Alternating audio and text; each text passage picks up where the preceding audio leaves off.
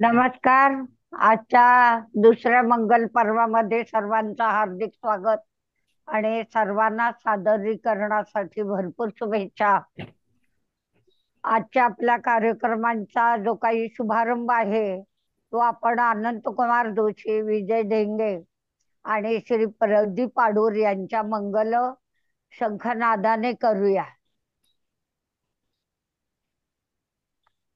हा, आनंद कुमार.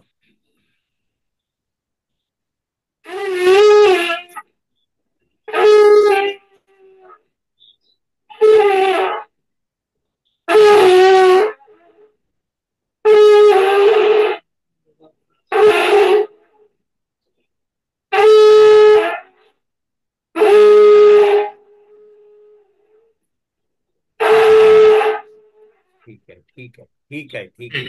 आज नाही लागत. विजयराव.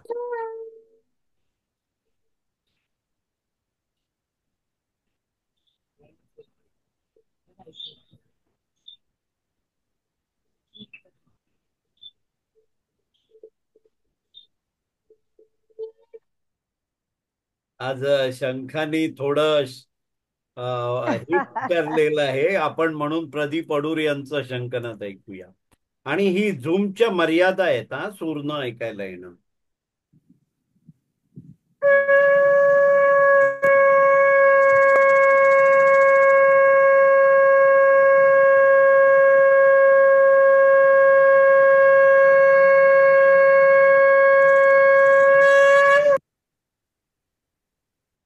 हा डॉक्टर.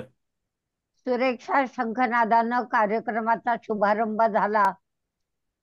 श्री अनंतकुमार जोशी, विजय ढेंगे आणि प्रदीप कुमार आडूर या सर्वांचं मनपूर्वक धन्यवाद. आणि पुढील सूत्र सर्वे सर्वाश्री खानोलकर सरांकडे.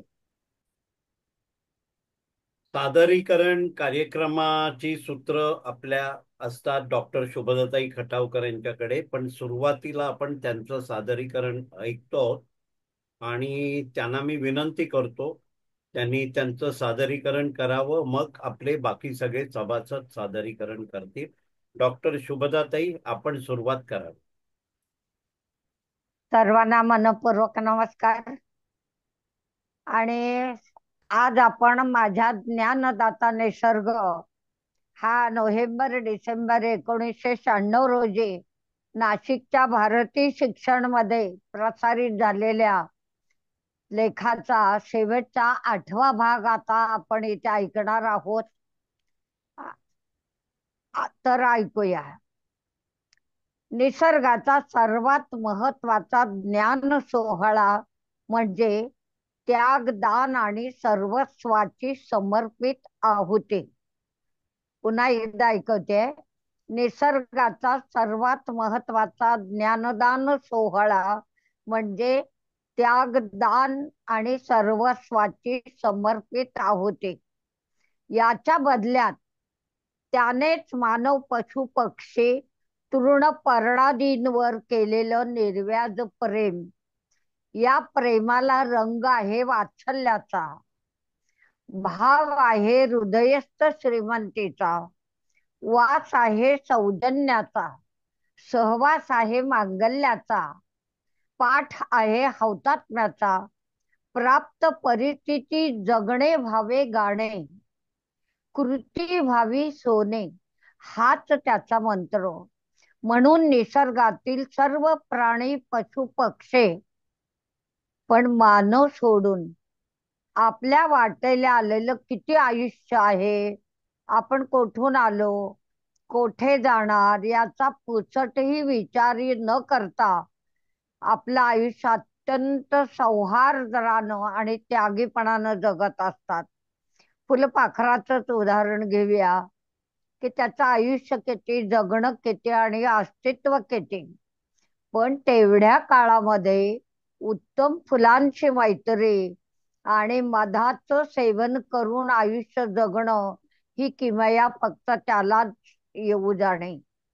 फुलांचं पहा, ईश्वराच्या माथ्यावर वा चरणावर स्थान असो वा एखाद्या प्रेतावर, रंग रूप गंध स्पर्श आणि कार्य यात कोणताच फरक कधीच जाणवणार नाही.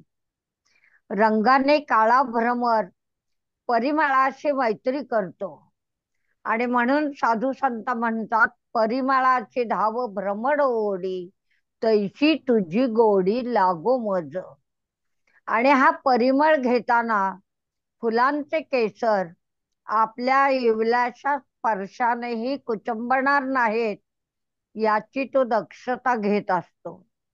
चिखलात जन्मूनही कमळाचे प्रसन्न हसणे, काळ्या ढगांच्या पोटी जन्म घेणारी देखणी विद्युल्लता, काट्यामध्ये उमलणारं फुलणारं फूल, खाऱ्या पाण्यात जन्मणारा आणि नुसताच जन्म नाही तर मौक्तिकाला जन्म देणारा हा जो शिंपला आहे, हीच माणसाची श्रद्धास्थाने, हीच माणसाची श्रद्धास्थाने, हीच ज्ञानालये, हीच विद्यालये आणि हीच अनुभवालये.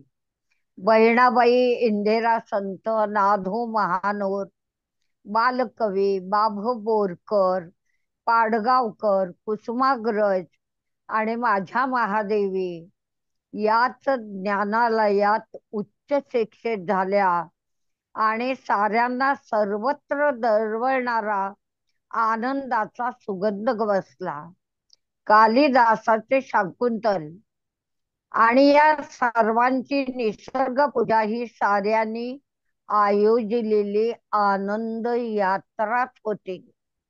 कारण निसर्गाच्या ज्ञानस्रोताने त्यांना शिकवले होते, कारण निसर्गाच्या ज्ञानस्रोताने त्यांना शिकवले होते, हलकेच काढा कंटक पायीचे, हलकेच काढा कंटक पायीचे, स्वरात विणा स्वर स्वप्नांचे, हासत दुःखांचा करा स्वीकार आणि व चांदणे वर्षेना प्या अंधार. आनंदाच्या क्षणी व्हा उन्मन, दवात घ्या तीर्थाचं दर्शन, कारण तुम्ही काय आहात? आनंद यात्री आहात, आनंद यात्री आहात, आनंद यात्री आहात. धन्यवाद. खूप छान. छान, सुंदर, छान छान, धन्यवाद मस्त. धन्यवाद सुंदर. धन्यवाद. मला अप्रतिम. तुमच्याकडे पाय नाही. अप्रतिम. खुर्ची खूप छान सांगितलं. खुर्ची काय होतं, खूप हे छान टेबलावर सुधाताई. नाही ठेवता येत. धन्यवाद टेबल पाहिजे, धन्यवाद. टेबल खालून आता. आता आपल्या समोर भारतीताई खानोलकर सादरीकरण करतायत. भारतीताई, सुरुवात करा. हा, नमस्कार सर्वांना. सगुण निर्गुण या भागात पांडुरंग शास्त्री आठवले यांचा विचार, ते प्रश्नच विचारतात, खरोखरच माणूस प्रगत झाला आहे? मानव हा बुद्धिशाली प्राणी आहे. हा बुद्धिशाली मानव जेव्हा विचार करू लागतो तेव्हा त्याला दिसते की मानवाने खूप प्रगती केली. औद्योगिक क्रांती, व्यापारी क्रांती होऊन गेली, विज्ञान खूप वाढले. पूर्वी कधी नव्हता एवढा माणूस सभ्य झाला आहे. आता आम्ही सुधारलो आहोत, असे बरेच प्रश्न ते विचारतात की आम्ही सुधारलो म्हणतो तर 2000 वर्षापूर्वीच्या मानवापेक्षा कशात सुधारलो? काय सुधारलो आम्ही नैतिक दृष्टीने सुधारलो का? नैतिकता ही मानवी जीवनात मोठ्यात मोठी गोष्ट आहे. नैतिकतेचा अर्थ केवळ स्त्री पुरुष संबंध इतकाच नाही. नैतिकता याचा अर्थ प्रथम अस्मिता जागरण. मी कोणीतरी आहे हे उमगले की माणूस बदलतो. मी प्रवाहपतीत नाही होणार, मला कुठलीही वासना खेचून नाही घेणार, मला काही स्वतंत्र अस्तित्व जीवनाची बैठक आहे हे समजले तर माणूस नीतिमान बनू शकतो. नीतिमत्तेची ही पहिली कसोटी आहे. मी कोणाला माझ्या स्वार्थाकरता वापरणार नाही आणि मला कोणाला वापरू देणार नाही.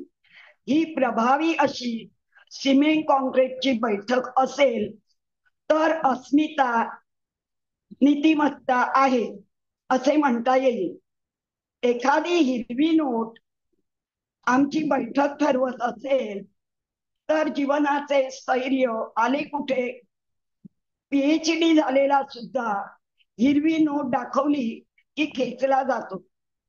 नैतिकतेमुळे माणसाच्या मनात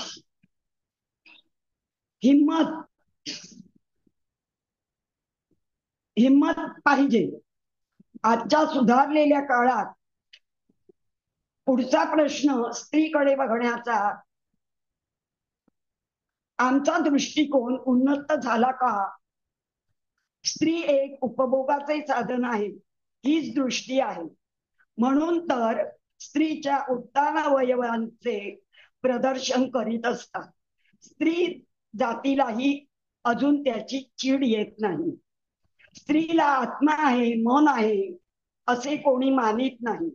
स्त्री म्हणजे फक्त शरीर आहे तिच्याकडे बघतात, अशा याने तिच्याकडे बघतात. फक्त भोगाची दृष्टी ही सुधारणा आहे का? स्त्रीला एक माणूस म्हणून बघतो का आपण? माणूस कधी पशुवृत्तीचा झाला का? माणूस कमी पशुवृत्तीचा झाला का? फक्त इंद्रिय सुखाच्या मागे धावतो आहे. त्याच्या पुढे जाऊन जीवना बौद्धिक आनंद आहे, भावानंद आहे, आत्मिक आनंद आहे याकडे त्याचे लक्षच नाही. मानसिक दृष्ट्या आमचं मन प्रगमनशील आणि बलशाली झाले का? प्रतिकार क्षमता वाढली का मनाची? मन खंबीर आणि संवेदनक्षम झालं, मनाच्या शक्ती वाढल्या तरच आपण सुधारलो म्हणू शकू. काही लोक मला म्हणतात, शास्त्रीजी हा कलियुगाचा प्रभाव आहे. हा कलियुगाचा प्रभाव नाही तर तुझा पराभव आहे. तू म्हणून कोणी नाहीस असा त्याचा अर्थ आहे. तू म्हणून कोणी नाहीस असा त्याचा अर्थ आहे. पाणी तेरा रंग कैसा जिसमे मिलावे वैसा, असा तू आहेस. असा 21व्या शतकातला माणूस. आज माणूस स्वतःची किंमत आणि दुसऱ्याची किंमत पद, प्रतिष्ठा, पॉवर, पैसा, शिक्षण यावर आणि या अशा गोष्टींवर ठरवतो. त्याच्याकडे या सगळ्यापैकी ज्याच्याकडे या सगळ्या गोष्टी नाहीत तो माणूस नाही का? त्याला काहीच किंमत नाही का? दुधामध्ये साखर, केशर घातले की दूध चांगले लागते. मग दुधाला म्हणून काही किंमत आहे की नाही?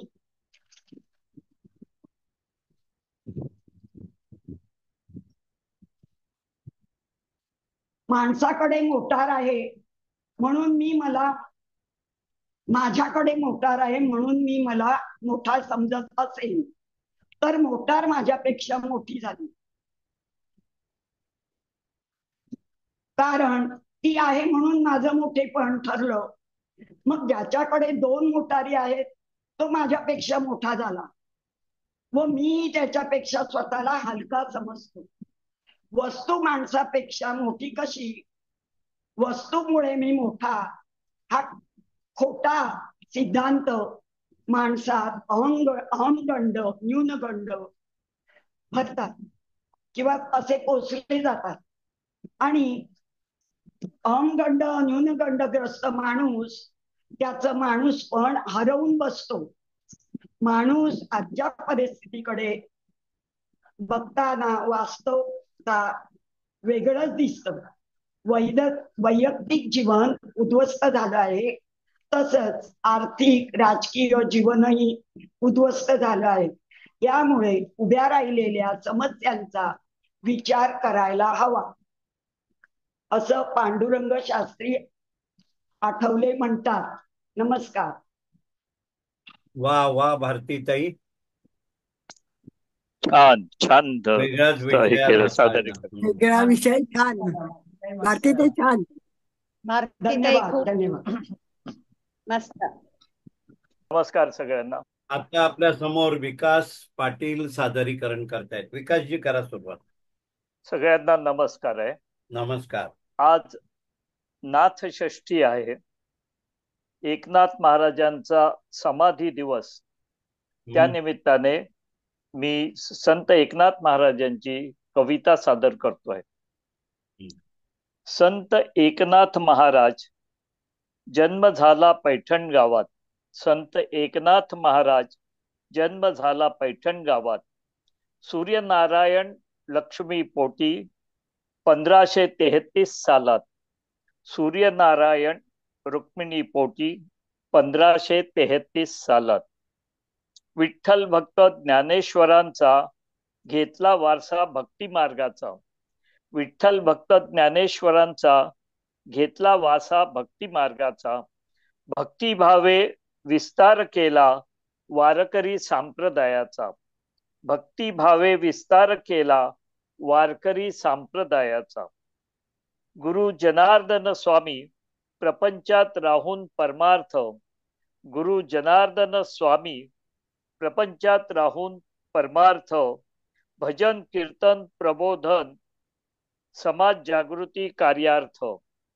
भजन कीर्तन प्रबोधन समाज जागृती कार्यार्थ. अभंग भारूड जोगवा गवळण संत कवी एकनाथ प्रसार करी. अभंग भारूड जोगवा गवळण संत कवी एकनाथ प्रसार करी. संत एकनाथ महाराज घरी श्रीखंड्या होनी विठ्ठल पाणी भरी. संत एकनाथ महाराज घरी विठ्ठल होवनी श्रीखंड्या होवनी विठ्ठल पाणी भरी. रुक्मिणी स्वयंवर भावार्थ रामायण एकनाथी भागवत ग्रंथ लिहिले. रुक्मिणी स्वयंवर भावार्थ रामायण एकनाथी भागवत ग्रंथ लिहिले. बये दार उघड भारूड लिहिले 1599 मध्ये देह ठेविले. बये दार उघड भारूड लिहिले 1599 मध्ये देह ठेविले. नमस्कार. वा, विकास आज एक नवीनच प्रयोग बघायला मिळाला. हा, वाचनाच्या ऐवजी कविता. कविता. छान छान. आम्ही मध्ये औरंगाबादला गेलो होतो तेव्हा पैठण येथे एकनाथ महाराजांची समाधी आणि घर आहे, तिथे भेट दिली. तिथे तो श्रीखंड्यात पाणी भरत होता. विठ्ठल श्रीखंड्याहून पाणी भरत होता.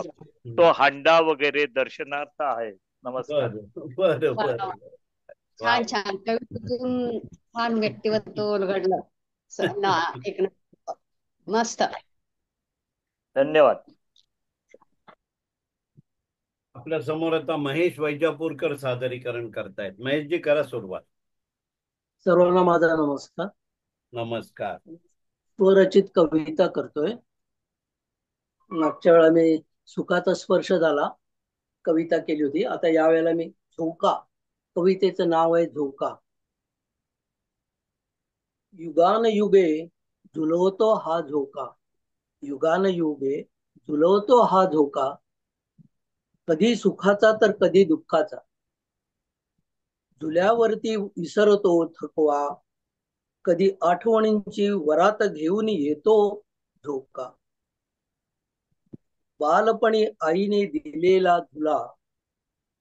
कधी बाबांच्या मांडीवर बसून घेतो झोका. आता शाळेतून आल्यावर झुलतो झोका. येता नयनी अश्रू आठवणींचा झोका. झुल्यावर दिवसा मागून दिवस चालले. यवनात गाण्यावर झुलतो झुला. कधी अलगत झोक्यावर बसून आता साध घालवयास येते प्रीती. आज आम्ही दोघे घेता धोका, प्रेमात सुगंध देतो हा धोका. कधी सरले हे दिवस झुलताना, आज माझा चिमुकला या धोक्या बरोबर. युगानयुगे झुलतो हा धोका. सासरी चाललेल्या मुलीला दाटून येते बघुनी झुला. कधी मी मोठी झाली या झुल्यावर, आठवणी त्या धोक्यावरच्या माहेरच्या. येता माहेरी बसते धोक्यावर, आईच्या मायेत विसरते सर्व. सांगून आपले आयुष्य, युगानयुगे झुलतो हा धोका. गोड वाऱ्याची झुळूक, थंड गोड वाऱ्याची झुळूक, त्याला गाण्याची साथ.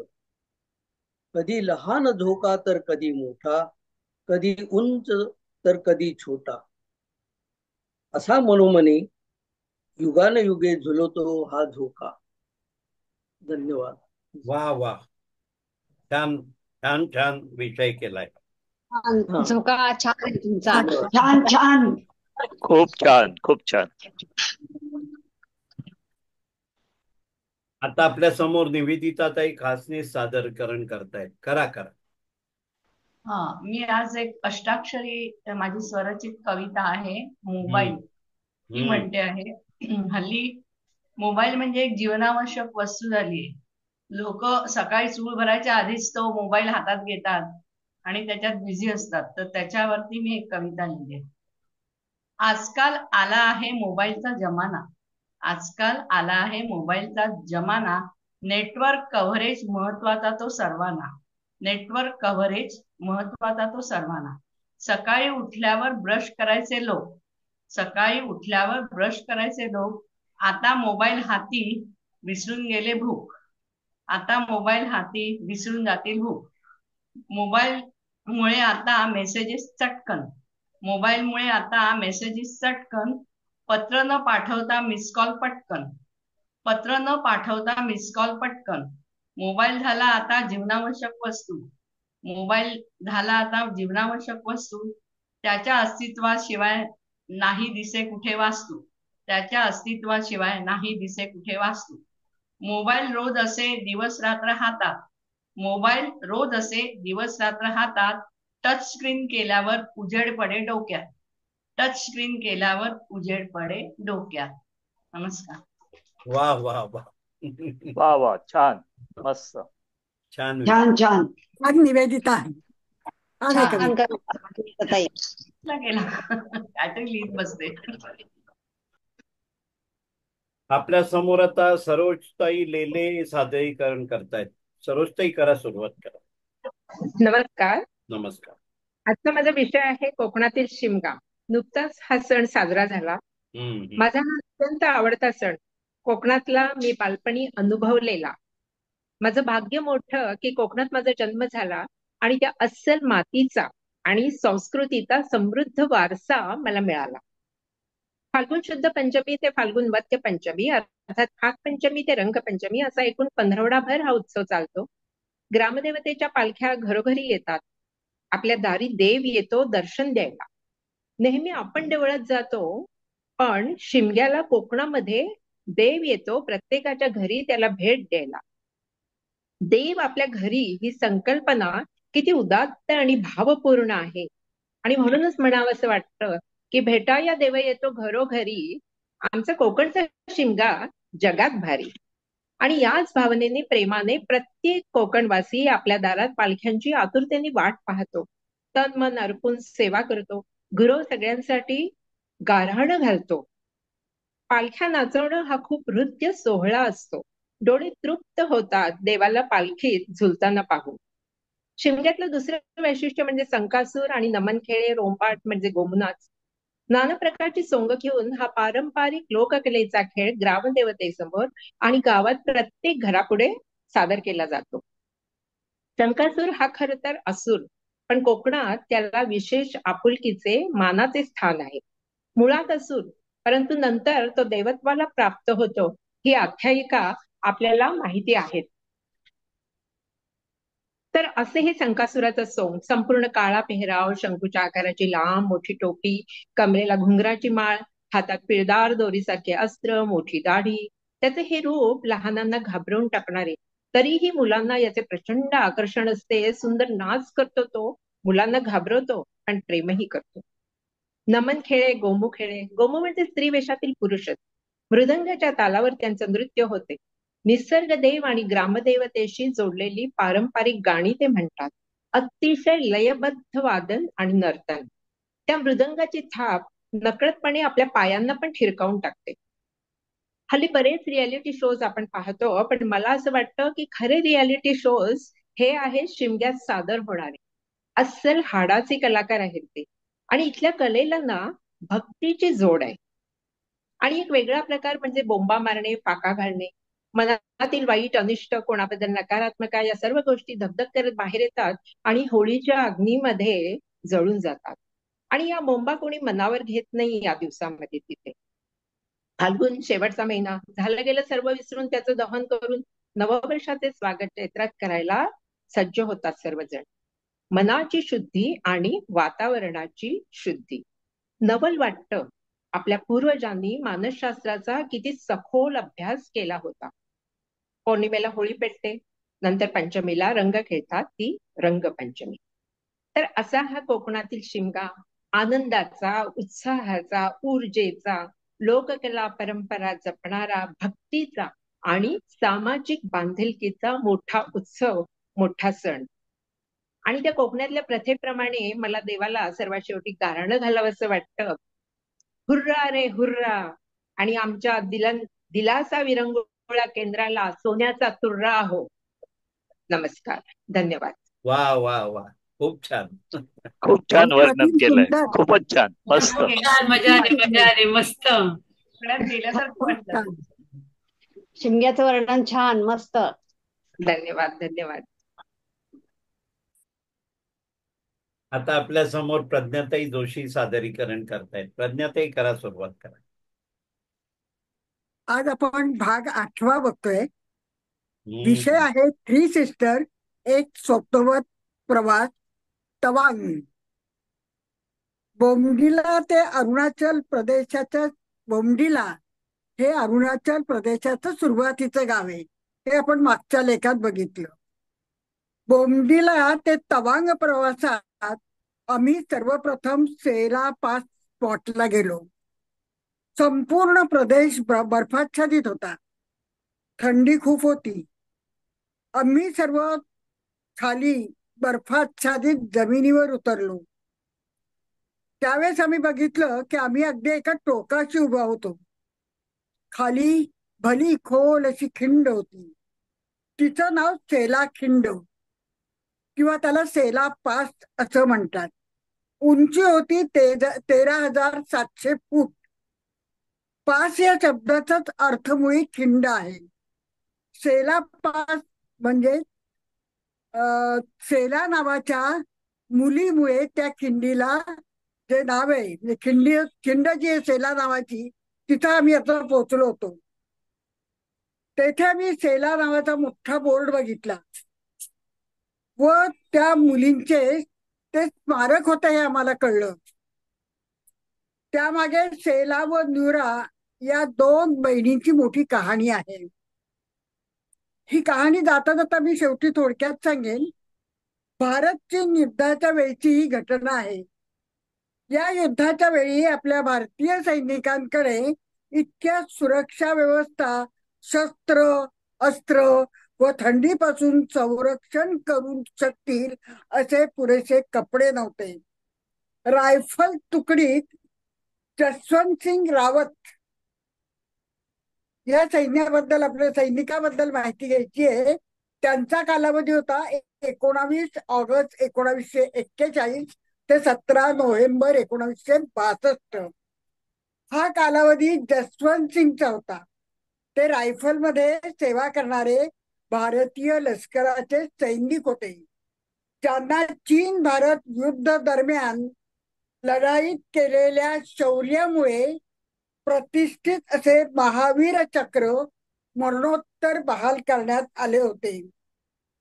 त्या संदर्भातली कथा या ठिकाणी आपण बघूया.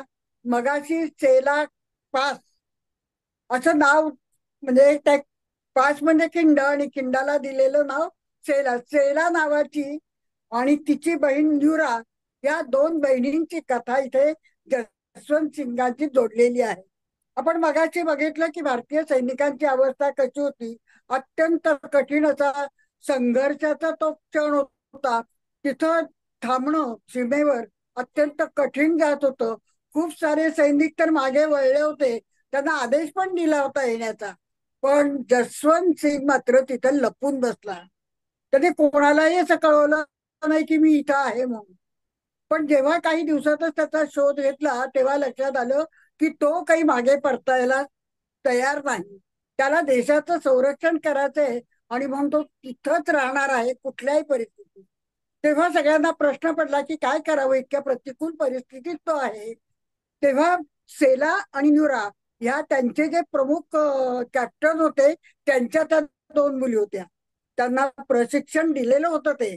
तर त्या मुली असं म्हणल्या की आम्ही जसवंत सिंग बाईच्या मदतीला जाणार. आणि त्यांनी ऐकलं नाही आणि त्या जसवंत सिंगच्या मदतीसाठी त्या मोठ्या अशा कड्या कपारीमध्ये आल्या होत्या. पण शेवटी आपण असं बघतो की या लढाईमध्ये जसवंत सिंग वीरमरण प्राप्त झालं, तसंच त्या दोन्ही मुलींना सुद्धा वीरमरण प्राप्त झालं. आणि म्हणून ही जी खिंड आहे त्याला नाव दिलंय सेला पास आणि तिथं त्या दोघींचेही नाव आहेत. आणि अशा प्रकारची कहाणी या जसवंत सिंग बरोबरची आपल्याला तिथं आम्हाला ऐकायला मिळाली. तर असे हे जसवंत सिंग जे आहे त्यांचं स्मारक त्या ठिकाणी केलेलं आहे. अजून एक गोष्ट आम्हाला अशी कळली, देशभक्तीची काही उदाहरणं असतात. तर त्यात असं कळलं की रोज जे जेवण सैनिकांना जातं तर सर्वात प्रथम या जसवंत सिंगच्या स्मारकाला जेवणाचा नैवेद्य दाखवला जातो आणि नंतर ते जेवण सर्व सैनिकांपर्यंत पाठवलं जातं. तर तेथे आम्ही सेला वॉरियर हा मिलिटरीचा जो डेरा होता तो बघितला. हा डेरा म्हणजे कॅम्प. तो होता 11,446 फूट उंचीवर आणि त्या रेजिमेंटचं नाव होतं गोर्धा. तेव्हा हलकासा पाऊस पडत होता, खूप धुकही त्या ठिकाणी होतं, पण सर्वत्र इतकी लाल रंगाची मस्त फुलं फुललेली होती. पूर्ण बर्फाच्छादित असा तो पहाड आणि त्या ठिकाणीच एक मिलिटरी शॉप होतं. अर्थातच तिथे खरेदी करण्याची सर्वांना इच्छा झाली आणि बऱ्याच जणांनी तिथे खूप मोठी खरेदी केली.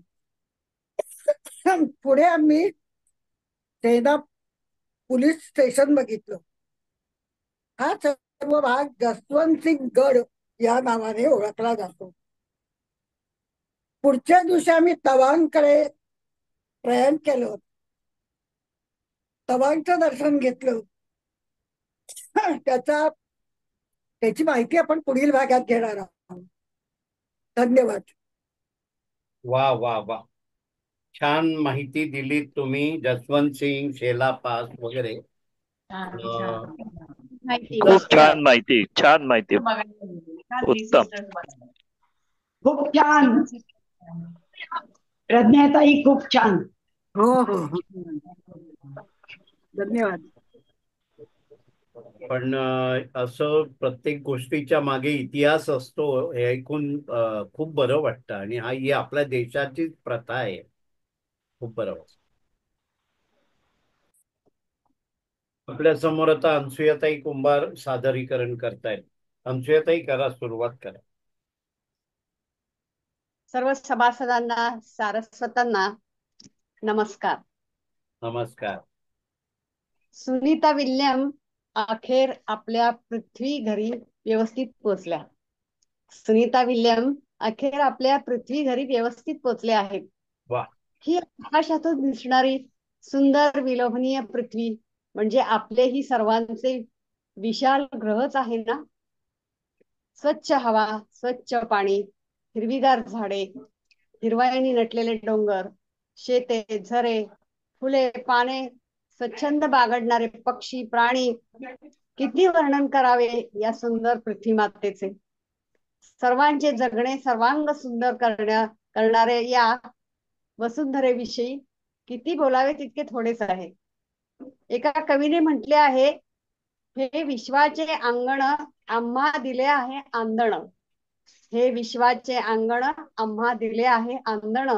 खरे आहे, ईश्वराने हे विश्व निर्माण करून आपल्याकडे आंदण देऊन जणू ते आपल्या सुपूर्दच केले आहे. कशासाठी?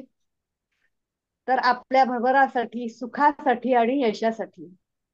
आणि कवीला तर हे विश्वाचे भव्य प्रांगणच वाटते आहे. त्याच्या प्रतिभा विलासिनीच्या काव्य निर्मितीला साजेसे असेच बनवले आहे हे प्रांगण. चंद्र, सूर्य, तारे, वारे, नद्या, सागर, शेते, भाते अशी वर्णने करताना ऐकताना मनुष्य आनंदविभोर होऊन जातो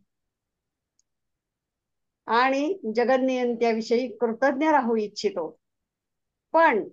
पण अलीकडच्या शतकामध्ये मनुष्याची ही नियत फिरली आहे असेच म्हणावे लागेल. त्याने भोवतालच्या विश्वाची चिंता करण्याचे सोडून दिले आहे आणि हव्यास, स्वार्थवृत्ती, हम करे सो कायद्याची अपबतलबी संस्कृती जोमाने पुढे आणलेली आहे. मग काय, गरीब लोक अन्न, पाणी, निवाऱ्यास मुकू लागले आहेत. तर अन्न हे सधन कुटुंबामधून अतिरिक्ततेने कचऱ्याच्या डब्यात जाऊ लागले आहे. घरातली गृहलक्ष्मी एकदा म्हणाली, आई हे शिळं अन्न झालंय, फेकून द्या ते कचऱ्यामध्ये, डब्यामध्ये टाकून द्या बरं. माझ्या पोटात गोळा आला. अन्न फेकणे म्हणजे केवढं क्रौर्य असे वाटू लागले. कारण लहानपणी अन्नासाठी वणवण फिरल्यानं ते शिळे पाके अन्न ही परब्रह्म वाटायचे. त्या अन्नाला क्षणात फेकणे हा शब्दप्रयोग वापरणे म्हणजे अन्नपूर्णेचा, शेतकऱ्यांच्या असीम कष्टाचा आणि कृपावंत ईश्वराचा केवढा अवमान करण्यासारखा आहे बरं.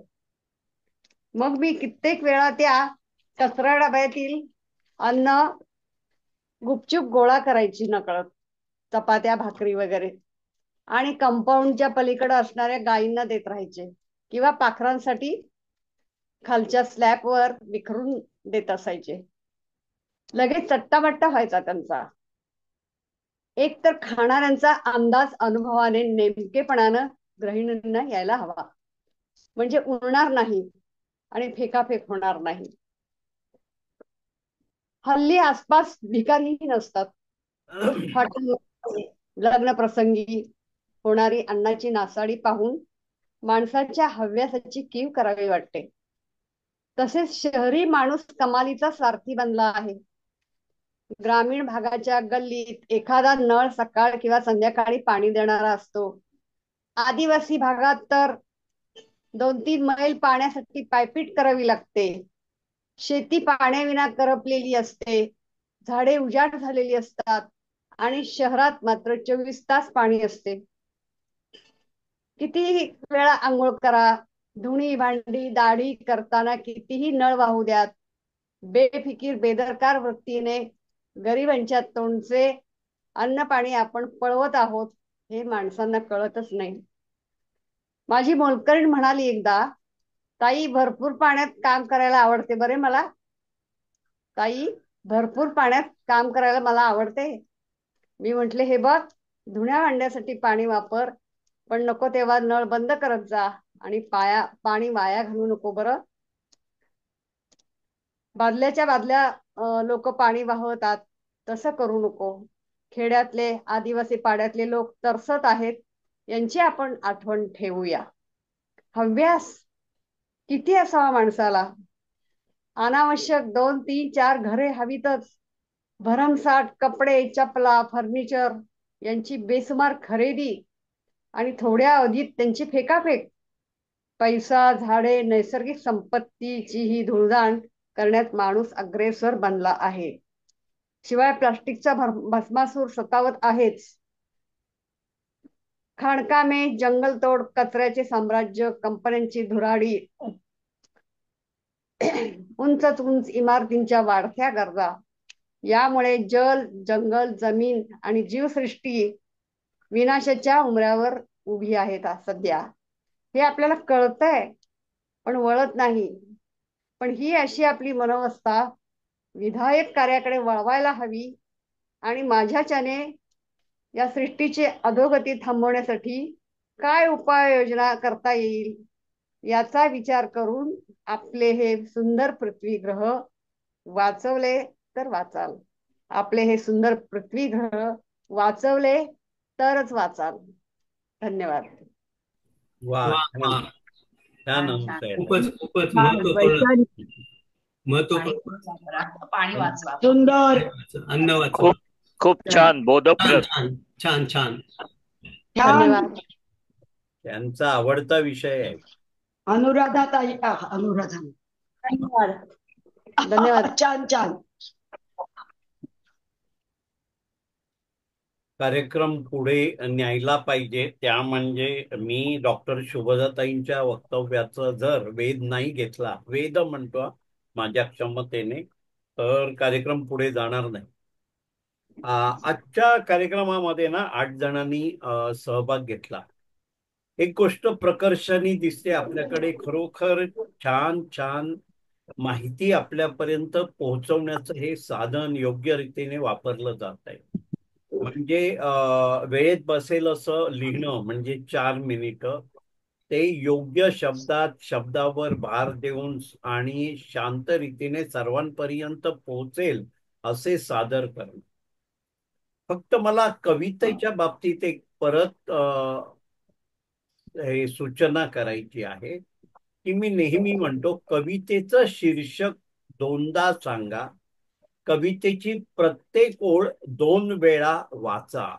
म्हणजे ना, कारण कविता ही बरेचसे वाक्य, बरेचसे शब्द काही छोट्याशा शब्दांमधून आपल्यापर्यंत पोहोचवलेली असते. आणि आज आपण जर उदाहरण म्हणून बघायचं असेल तर विकास पाटीलांनी त्यांची कविता या पद्धतीने वाचली.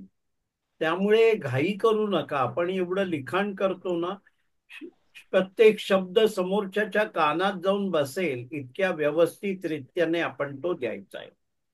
बर, आता कठीण कामाकडे येतोय. मला 15 दिवसातून पोटात गोळा आणणार एकच कठीण काम म्हणजे डॉक्टर शुभदाताईंचं जे वक्तव्य आहे त्याचा वेध घ्यायचा आहे. बाकीच्यांचे आवाज बंद केलेले आहेत.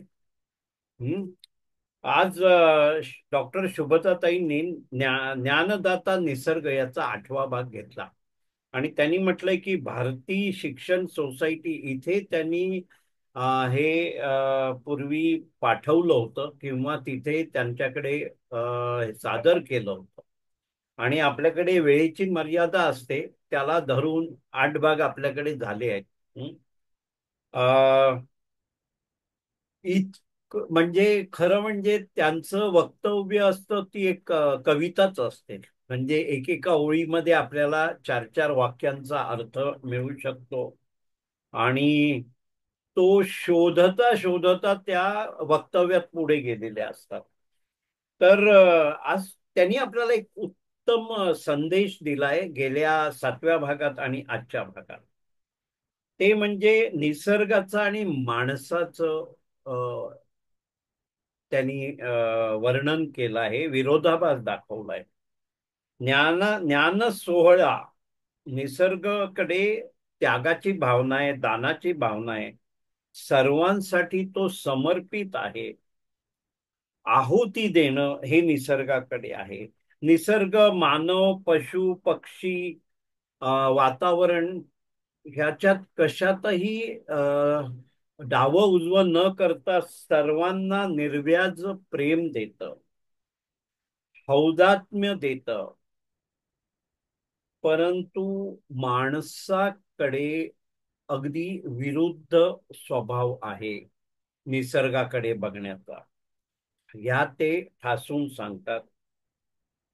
माणसाचे आयुष्य पण निसर्ग निर्मित आहे, पण माणसाला त्याचे भान नाही. त्यांनी निसर्गाला दुखवले आहे आणि स्वतःही दुखी झालाय.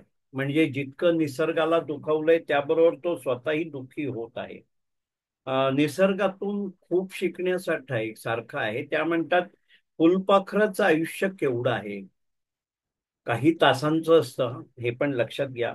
त्या अल्प काळात आनंदी राहणं, इकडे तिकडे बागडणं, हे आपल्याला फुलपाखराने खरं म्हणजे निसर्ग निर्मित माणसात आहे, पण माणसाने हे हिरावून टाकलंय आपल्याकडून. फुलपाखराकडून शिकावं. फुलांना गंध, रंग, रूप इतकं छान आहे, ते कुठेही असले तरी सजतात. म्हणजे प्रेताचा पण उल्लेख त्यांनी केलाय.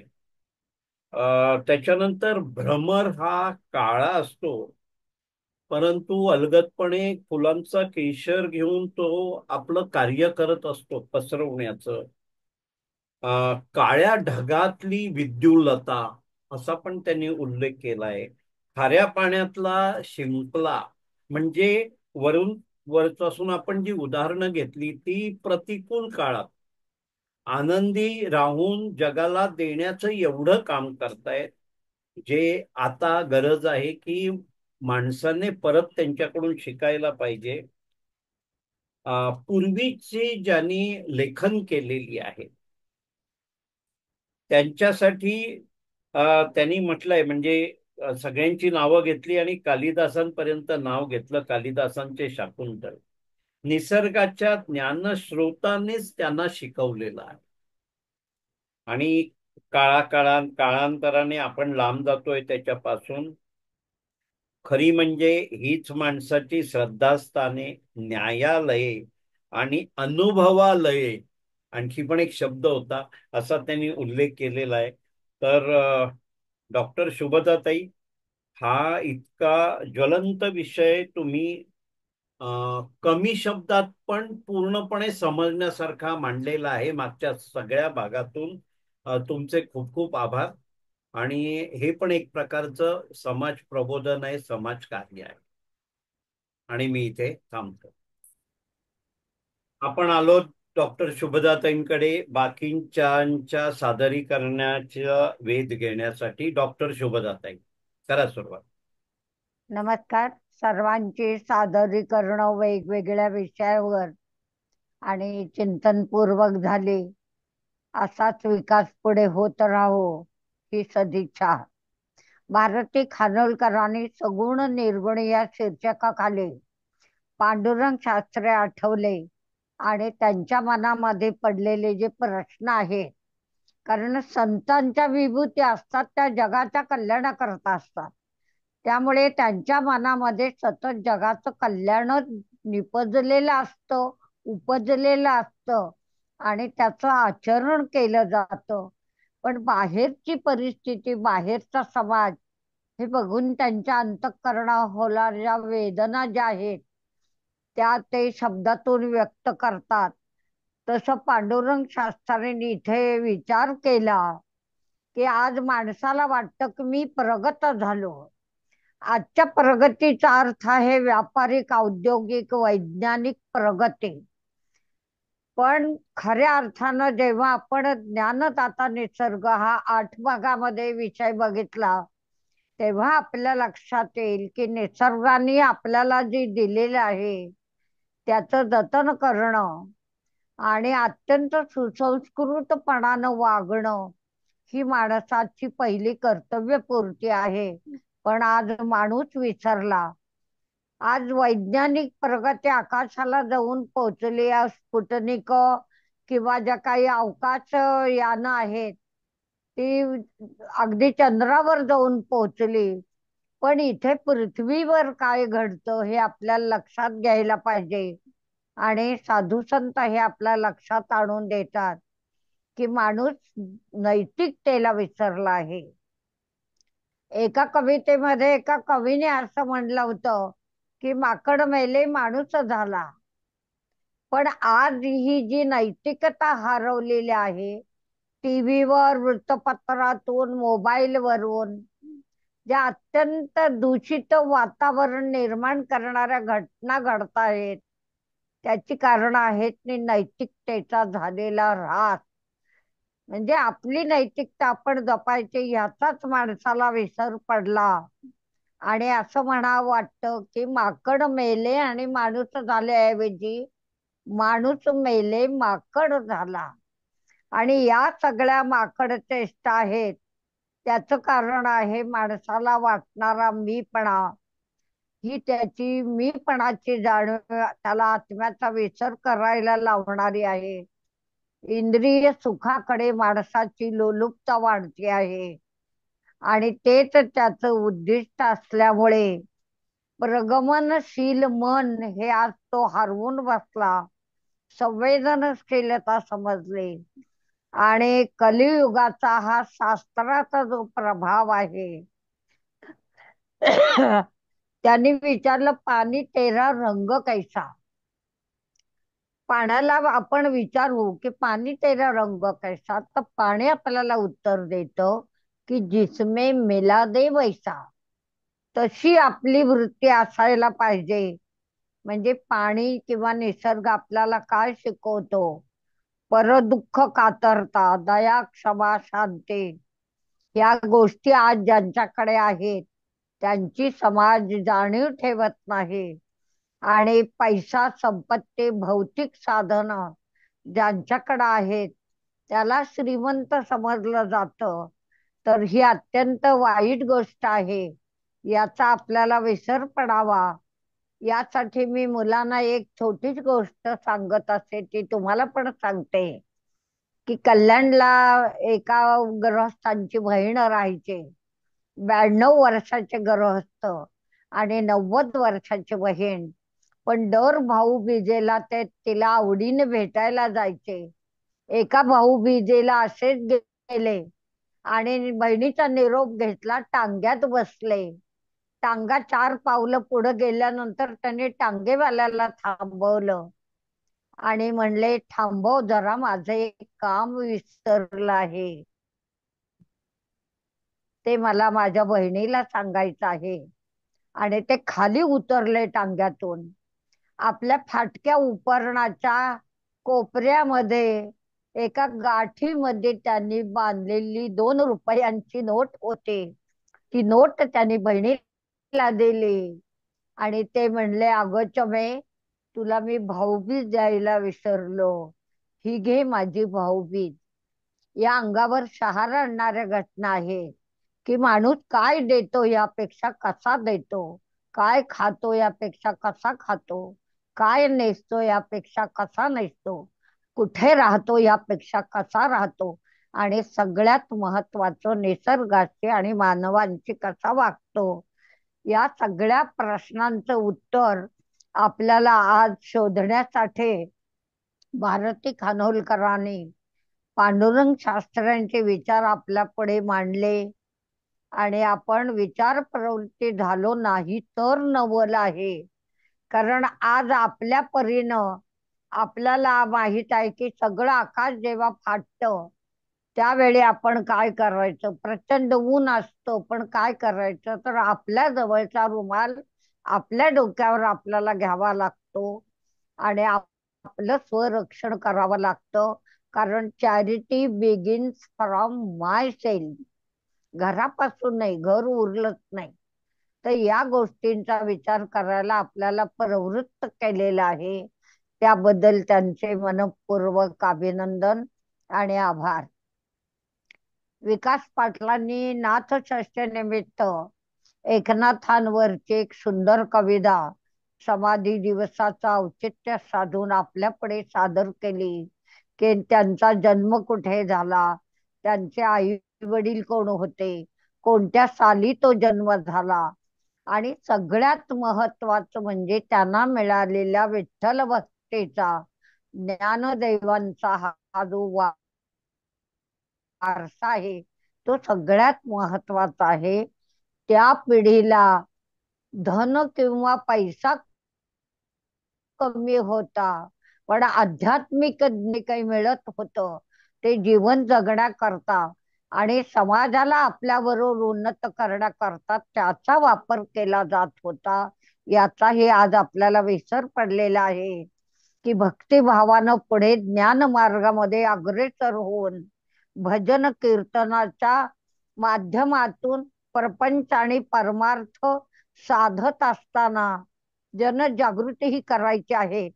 मग त्यासाठी त्यांनी अभंग, भारुड, जोगवा अशी जी काही रचना केली त्याचं श्रेय आणि त्यांनी केलेलं कार्य इतकं मोठं होतं की भगवंत श्रीखंडाच्या रूपानं त्यांच्या घरी पाणी भरत होता.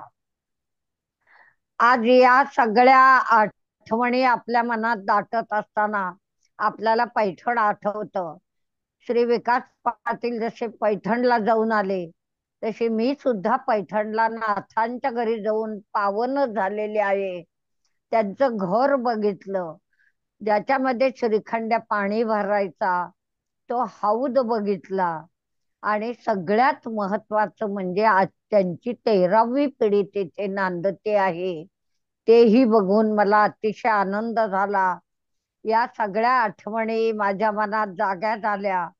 नाथांबद्दल माझ्या मनामध्ये अपरंपार प्रेम आहे आणि रामायण, एकनाथी भागवत, बयेदार उघडी भारुड ही सगळी मला अत्यंत प्रिय आहेत. जमेल तसा मी त्यांचा अभ्यास करते आणि उरलेला आयुष्याचा वेळ संत चरणामध्येच आपला विलीन व्हावा या अत्यंत विनम्र भावनेसह विकास पाटलांनी हा विषय आपल्यापुढे मांडून आपल्या अंतःकरणातल्या भावना जाग्या केल्या. त्याबद्दल त्यांचं मनपूर्वक कौतुक आणि पुढील लेखनासाठी शुभेच्छा. महेश वैजापूरकरांनी स्वरचित कविता झोका.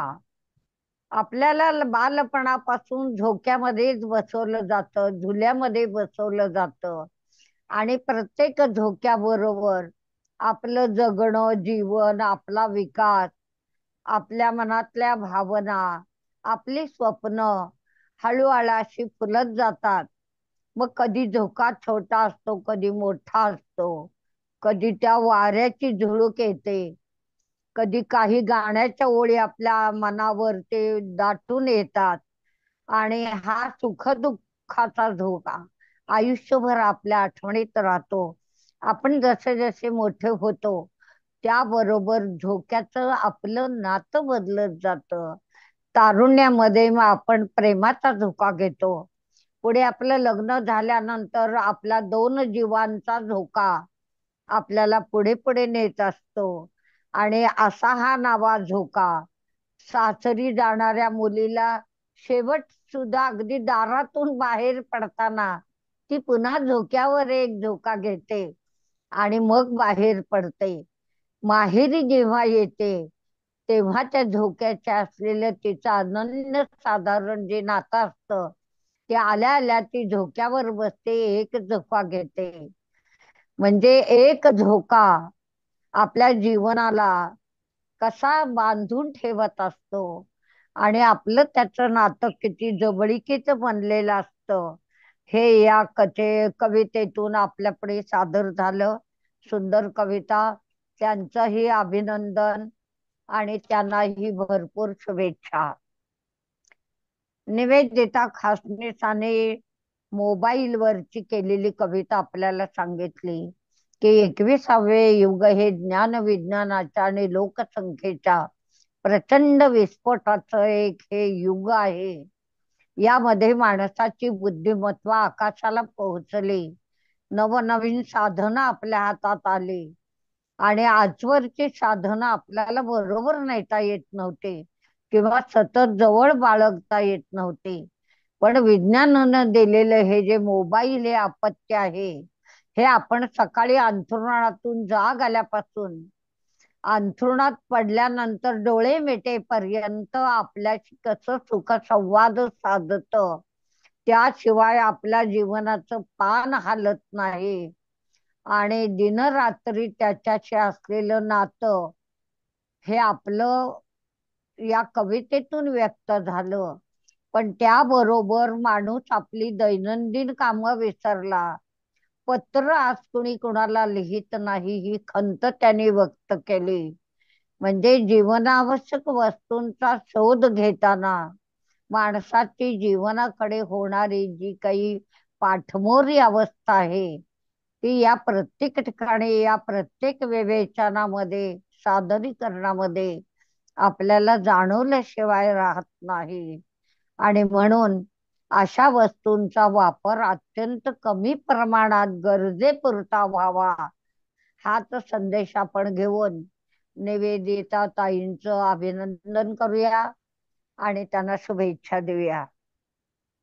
सरोज लेल्याने कोकणातील शिमगा हा नवा विषय आत्ताच झालेल्या घटनेवर आधारलेला, अत्यंत आवडता, बालपणी उपभोगलेला आणि सगळ्यात महत्वाचं आजही त्या मातीशी आपलं नातं जोडून देणारा हा समृद्ध वारसा त्यांच्या मनामध्ये आजही जागता जिवंत आहे.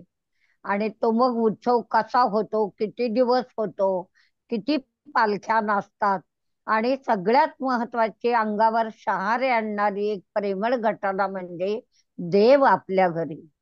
रोज आपण देवालयात आपण जातो, आपल्या पावलाने जातो, पण देव जेव्हा आपल्या घरी येतो ही अत्यंत हृदयंगम कल्पना, म्हणजे प्रत्येक माणसाला शहारून टाकणारी आणि त्या घटनेशी नव्यानं नातं जोडणारी ही म्हणून मला जास्त आवडली. कोकणचा शिमगा जगात कसा भारी आहे हा सर्वांचा हृदयस्थ सोहळा आहे. मग देवाची देवीची पालखी, शंकासुराचं जे काही नाट्य रूपांतर आहे, त्याचा भयप्रद असणारा जो वेश आहे, तरीही मुलांना एका बाजूला घाबरवणारा आणि दुसरीकडे त्यांच्यावर प्रेम करणारा हा शंकासुर लोककलेचा एक उत्तम नमुना म्हणून आजही कोकणामध्ये जपलेला आहे. आणि मग हे अस्सल हाडाचे कलाकार आहेत, उत्तम कलेचा आविष्कार दाखवण्याची त्यांच्याकडे ताकद आहे. त्या ठिकाणी बोंबांचंही महत्व त्यांनी सांगितलं की मनाची शुद्धी आहे. वर्षातून एकदाच बोंब मारणं किंवा अपशब्दांचा वापर करण्याची परवानगी फक्त होळीच्या वेळेला आहे, अन्यथा माणसानं कधीही ओठातून अपशब्दांचा वापर करायचा नाही. ही आपली संस्कृती या सणांमुळे जागी राहते. आणि अशा तऱ्हेनं शेवटी त्यांनी हुर्यो हुर्यो आणि दिलासा विरंगुळा केंद्राला सोन्याचे तुर्यो असं म्हणून सुंदर शेवट साधला. याबद्दल त्यांचं मनपूर्वक अभिनंदन. आज त्यांचं पहिलंच सादरीकरण झालं, पण खूप छान झालं. त्यांनी आता रोज इथे सहभागी व्हावं अशी अभिलाषा व्यक्त करून त्यांचं अभिनंदन करते आणि शुभेच्छा देते. प्रज्ञा जोशींनी स्त्री शिक्षण स्वप्नवत प्रवास या अरुणाचल प्रदेशातलं आपल्याला सेवा पाठ कसा संपूर्ण प्रदेश बर्फाच्छादित असलेला टोकाशी उभं राहिल्यानंतर खोल खिंडीमध्ये जे काही दर्शन घडलेलं आहे, आणि सैलापारा हे 13,600-700 फूट उंचीवर असलेलं हे जे ठिकाण आहे ते आपल्याला त्या दोन मुलींची आठवण करून देणार आहे. म्हणजे ज्या ठिकाणी कुणीतरी समर्पण केलेले आहे त्या समर्पणाची आठवण म्हणून त्या खिंडीचं ते नाव आहे. ही दोन बहिणींची कथा आहे. युद्धाच्या वेळी भारतीय सैनिकांकडे असलेल्या अनेक समस्या आणि त्याच्यामध्ये जसवंत सिंग रावतांनी दाखवलेलं जे कर्तृत्व आहे आणि देशप्रेम आहे ते किती निसीम होतं. 1941 ते 62 या कालामध्ये त्यांनी आपला प्रवास सैनिकी केला आणि मरणोत्तर त्यांना महावीर चक्र प्रदान करण्यात आलं. म्हणजे याकरता त्यांनी बलिदान केलेलं नव्हतं, आपण त्यांना महावीर चक्र देऊन त्यांच्या कार्याचा गौरव केला. हे शासनाचं किंवा सेना अधिकाऱ्यांचं श्रेष्ठ कर्तृत्व या ठिकाणी आपल्याला बघायला मिळालं. सेनापाराची जी कथा आहे ती सैनिकांशी जोडलेली आहे. सर्व मागे फिरले, जसवंत सिंग मागे फिरले नाही. एकटा माणूस काही करू शकत नाही, त्याला कुणाची तरी साथ हवी. म्हणून या दोन बहिणीही तिथे राहिल्या आणि अखेरी तिघांचं मरणवीर हे अटळ होतं. आणि म्हणून आज या खिंडीला हे नाव दिलेलं आहे. सगळ्यात महत्वाचं म्हणजे भारतीय नागरिकाचा घात रोज अडत होती, सैनिक हो तुमच्यासाठी. याच या ठिकाणी आपल्याला प्रज्ञाताईंनी दर्शन घडवलं की त्यांची जी तिथे डेरा म्हणजे समाधी बांधलेली आहे, सैनिकांना जेवण जाताना रोज त्याचा पहिला प्रसाद जसवंत सिंगांना दाखवून मग पुढे नेला जातो आणि मग सैनिक जेवण करतात. ही अत्यंत उदात्त कृती, उदात्त भावना आपल्या हृदयाला भिडली. आणि अशा तऱ्हेनं तिथलं सौंदर्य बघून आणि वेगवेगळ्या अनुभवांनी संपन्न होऊन त्या इथपर्यंत या प्रवासात पोहोचलेल्या आहेत. पुढचा भाग त्या आपल्याला पुढच्या भागात ऐकवणार आहेत. सुंदर सादरीकरण, संपन्न विचार आणि होणारा विकास बघून मला आनंद झाला. असेच पुढे पुढे नवनवीन विषय घेऊन सादर व्हावं. उद्याच्या कार्यक्रमासाठी त्यांना मनपूर्वक शुभेच्छा देत आहे. अनुसया कुंभाराने जगामध्ये घडलेल्या एका विस्मयाची कहाणी आपल्या पुढे मांडली आहे की सुनीता विल्यम्स या अवकाश प्रवास करून पृथ्वीवर सुखरूप पोहोचल्या. आज आपल्याला माहित आहे की घरातला माणूस साध्या प्रवासाला गेला तरी परत येईल की नाही याची शाश्वती नाही. थोडासा उशीर झाला तर आपला जीव गलबलतो आणि काय झालं असावं या विचाराने आपण हैराण होतो. पण अवकाशाच्या अप्रतिम, शब्दातीत, अभूतपूर्व अशा प्रवासाला गेलेल्या सुनीता विल्यम्स म्हणजे मुळात त्यांचं धाडस किती अवर्णनीय आहे. त्यांनी केलेला हा जो प्रवास आहे तोही अवर्णनीय आहे. आणि सगळ्यात महत्वाचं म्हणजे या जन्मावर, या जगण्यावर शतदा प्रेम करावे ही वृत्ती त्यांच्या अंतरी ठसलेली असल्यामुळे या ओठाने चुंबन घेईन हजारदा ही माती, अनंत मरणे झेलून घ्यावी इथल्या जगण्यासाठी. आणि या उदात्त भावना मनात ठेवून त्या आपल्यामध्ये परत आलेल्या आहेत. आणि विश्वानं आपल्याला सांगितलेलं किंवा भगवंताने आपल्याला दिलेलं हे अंगण आहे, हे विश्वाचे अंगण आम्हा दिले आहे अंगण. त्या अंगणामध्ये पुन्हा एकदा त्या बागडण्यासाठी या विश्वात परत आल्या. ही घटना आपल्या सगळ्यांसाठी अनंत जन्म जन्मांतरी अविस्मरणीय आहे. ही आपण आपल्या हृदयात ठेवूया.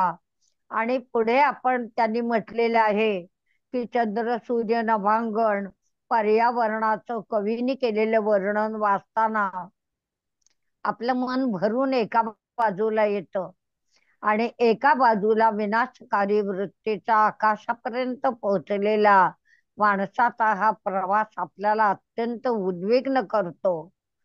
एवढंच नाही तर अन्न ब्रह्म, अन्नम ब्रह्मेती हे जे आपल्याला शिकवलं त्याचाही माणसाला विसर पडला. कचरात जाणारे अन्न बघून आपल्या संस्कारी मनाला होणाऱ्या ज्या काही यातना आहेत त्या त्यांनी व्यक्त केल्या आणि कोणाच्या लक्षात येणार नाही अशा पद्धतीनं कचऱ्यात गेलेलं अन्न बाजूला काढून ते गाई गुरांना, जनावरांना, कुत्र्यांना, पशुपक्ष्यांना खाऊ घालणं हे त्यांचं कर्तव्य त्या अत्यंत चोखपणे बजावत आहेत. हीच आजच्या काळाची गरज आहे की अडचणी अनंत आहेत, त्याला प्रतिकार करणारी आपल्याला माणसं खूप आहेत, पण यातूनही आपल्याला दुःख तुझं किती बी मोठं पृथ्वी मोलाची, तू चाल गड्या तुला रे आता भीती कोणाची, ही भावना पुढे ठेवून आपण जाऊया. सगळ्यांची सादरीकरण अतिशय उत्तम झाली. आणि सगळ्यांनी आपल्याला नवनवीन संदेश दिला आणि माणसाचा वाढणारा हव्यास आहे हा कुठेतरी थांबला पाहिजे आणि माणसानं पुन्हा एकदा पाडगावकरांच्या कवितेचा नुसता आस्वाद नव्हे तर या जन्मावर या जगण्यावर प्रेम करताना निसर्गाचे अतूट नातं जोडलं पाहिजे हा संदेश घेऊन आज आपण इथे थांबूया. जय श्रीराम.